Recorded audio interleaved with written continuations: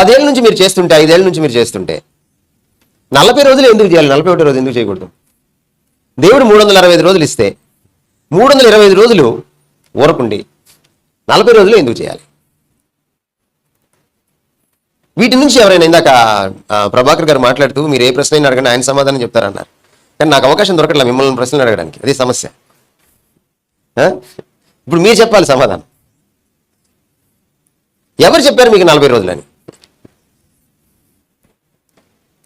పోనీ యేసుప్రభు 40 రోజులు ఉపవాసం ఉన్నాడని అనుకుందామంటే ఆయన సిలువకి ముందు 40 రోజులు ఉపవాసం లేడు. అంతేనా? సిలువకు ముందు ఉన్నాడా 40 రోజులు ఉపవాసం? లేడు. ఎప్పుడున్నాడు 40 రోజులు ఉపవాసం సిలువకు ముందు కాకుండా? పరిచర్యకి వెళ్ళక ముందు ఉన్నాడు. కాబట్టి టైమింగ్ వేరు, మీరు అద్దెచ్చి ఇక్కడ పెట్టడానికి లేదు. పోనీ యేసుప్రభు ఉపవాసం అనుకుందామంటే ఆయన ఉపవాసం ఉండి ఆఫీస్కి వెళ్ళిపోలేదు, స్కూల్కి కాలేజీకి వెళ్ళిపోలేదు. మీరు ఉపవాసం ఉండి ఆఫీస్కి కాలేజీకి స్కూల్కి వెళ్ళిపోతారు. ఆయన అరణ్యంలోకి వెళ్ళి ప్రార్థన చేసుకోవడానికి వెళ్ళాడు. ఆయన ఉపవాసం మీ ఉపవాసం మ్యాచ్ కావట్లేదు. పోనీ యేసుప్రభు వారే మిమ్మల్ని ఉపవాసం ఉండమన్నారని అనుకుందామంటే ఇంకా ఆయనకి సిలువకి ఎక్కుతారనగా కొన్ని గంటల్లో ఆ గురువారం రాత్రి తన శిష్యులందరినీ పిలిచి ఆయనే భోజనం పెట్టాడు. ప్రభురాత్రి భోజనము పెట్టలేదా? ఎప్పుడు పెట్టాడు? సిలువకి ఇంకా కొన్ని గంటలు ఉందనంగా. మరి ఆయనే శిష్యులకు భోజనం పెట్టాడు. అంటే ఆయన శిష్యులు, నేను సిలువకి ఎక్కుతున్నాను, మీరు అందరూ ఉపవాసం ఉండండి, నేను సిలువకి ఎక్కుతున్నాను, మీరు శోధనలో పడకుండా ప్రార్థన చేసుకోండి అన్నాడు. కానీ ఉపవాసం ఉండమని ఆయన చెప్పలేదు. పోనీ ఆయన చెప్పిందా అంటే కాదు. పోనీ ఏలియా 40 రోజులని మీరు తీసుకుందాం అనుకుంటే ఏలియానేమో ప్రయాణం చేశాడు, 40 రోజులు ఉపవాసం ఉండలేదు. ఆ ప్రయాణం చేయకముందు ప్రభుదూత ఆయనకి ఏం చెప్పాడంటే నీకు చాలా పెద్ద ప్రయాణం ఉందిరా బాబు, భోజనం చేయన్నాడు.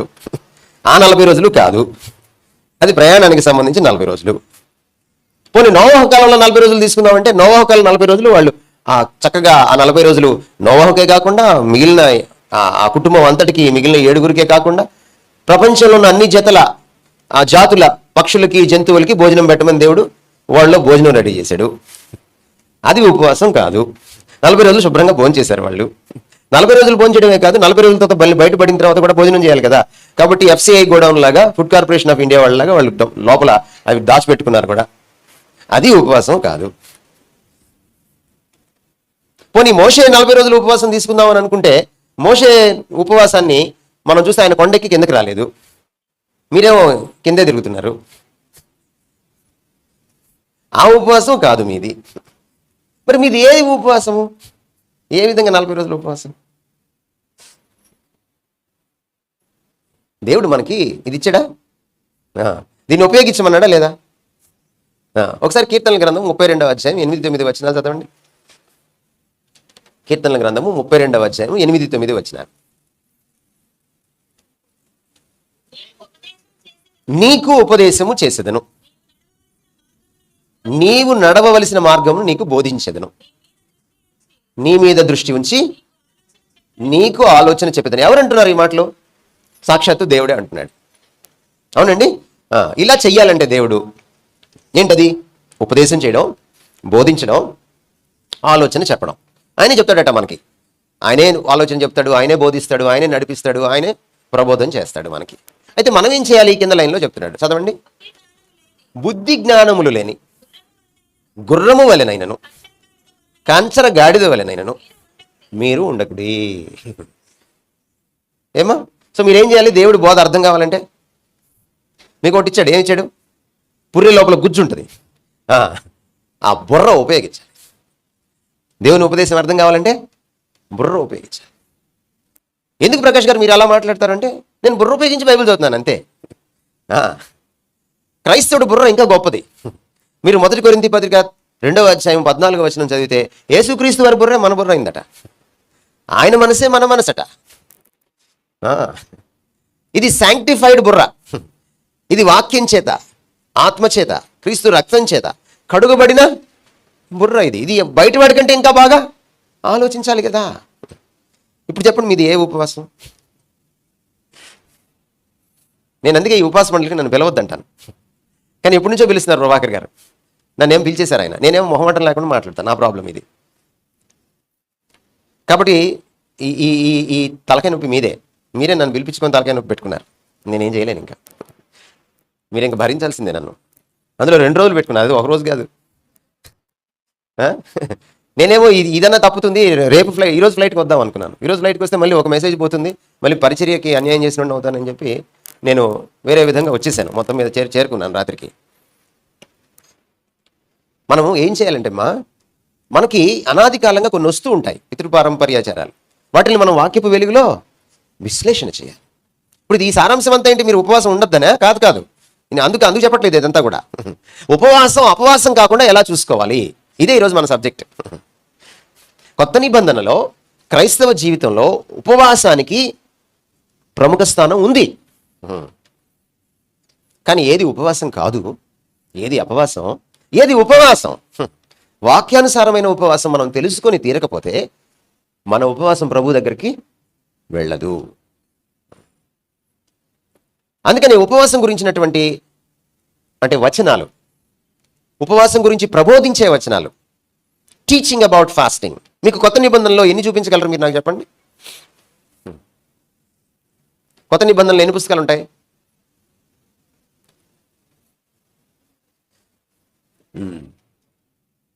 ఇది 40 రోజులు క్రైస్తవులతో ఇదే సమస్య.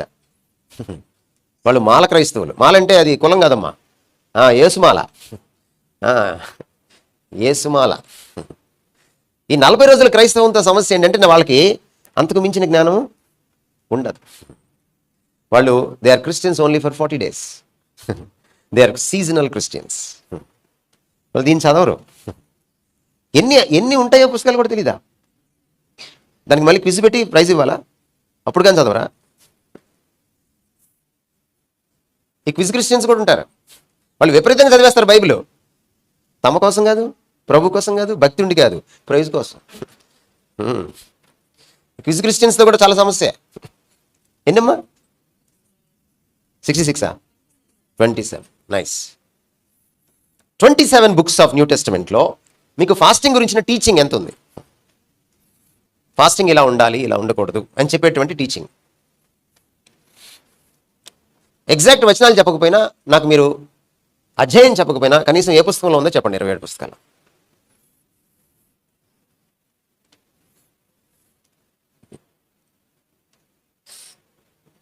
క్రైస్తవం అంతా ఒకచోట కూర్చొని, ముఖ్యంగా భారతీయ క్రైస్తవం వాక్యపు వెలుగులో మళ్ళీ మేము చేస్తుంది కరెక్టా కాదా అని చూసుకోవాల్సినటువంటి సమయం ఆసన్నమైంది. దాదాపుగా లేదు యేసుప్రభు చెప్పిన ఈ 4 మాటలు తప్ప. ఓ సందర్భంలో యేసుప్రభును ప్రశ్న అడిగారు, మీ శిష్యులు ఫాస్టింగ్ ఉండట్లేదు ఏమిటి అని. అప్పుడేదో 4 ముక్కలు చెప్పాడు ఆయన, అంతే. ఆ తర్వాత పౌలు కానీ పేతురు కానీ ఒక కూలంకుషంగా ఫాస్టింగ్ గురించి ప్రత్యేకమైన ప్రబోధం చేసిన పరిస్థితి ఎక్కడా లేదు. అందుకని మిమ్మల్ని నేనేమన్నాను, మీరు పాత నిబంధన క్రైస్తవుల్లా ఉన్నారే అన్నాను. మరి కొత్త నిబంధనలో ఫాస్టింగ్కి స్థానం లేదా? ఉంది. ప్రభు ఫాస్టింగ్ ఉన్నాడు, పౌలు ఫాస్టింగ్ ఉన్నాడు. ఆయన కొరింథీ పత్రికలో చెప్పాడు భార్యాభర్తలను కూడా ఫాస్టింగ్ ఉండమని. అందుకనే మనం వాక్యానుసారమైన ఉపవాసం గురించి ఈ రోజున నేర్చుకుందాం. నేర్చుకోకముందు కొన్ని నేపథ్యం మీకు చెప్పాలి. అసలు ఎలా పుట్టింది ఈ 40 రోజుల ఉపవాసం అంటే? క్రీస్తు శకం 4వ శతాబ్దం దాకా దాదాపుగా ఈ ఉపవాసానికి సంబంధించిన, అంటే గుడ్ ఫ్రైడేకి ముందు, ఈస్టర్కి ముందు ఉపవాసం ఉండేటువంటి ఒక సంప్రదాయము స్థిరపడిన పరిస్థితి సంఘాల్లో ఎక్కడా కూడా మనకి కనపడదు. క్రీస్తు శకం 4వ శతాబ్దం వరకు. అంటే